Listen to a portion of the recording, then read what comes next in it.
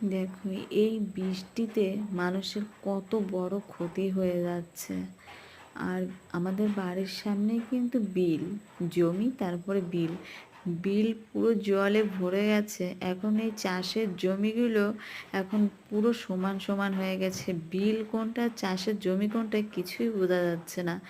দেখুন, এই জমিতে কিন্তু ধান লাগানো আছে, সে ধান তো দেখাই যাচ্ছে না, এত পরিমাণে বৃষ্টি হচ্ছে। আর জানো বন্ধুরা, এই বৃষ্টিতে না প্রচণ্ড ভয় লাগছে, কারণ আমার ঘরের পিছনেই হচ্ছে পুকুর, জাস্ট 2 থেকে 3 হাত পরে আমার ঘরের পিছনে পুকুর, কিন্তু পুকুরের জলও পুরো ভরে ভরে গেছে পুরো। আর জলটা বেরোনোর কোনো রাস্তা নেই, তার জন্য খুবই ভয় লাগছে।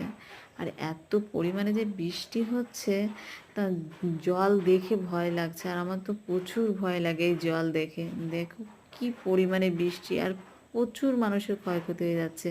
এই যে কত কষ্ট করে এই যে চাষবাস করেছে, আর মানুষের এত পরিমাণে ক্ষতি, ধারণা করার মতনই না। তা দেখুন বন্ধুরা, মানুষের কি পরিমাণে ক্ষতি হয়ে যাচ্ছে।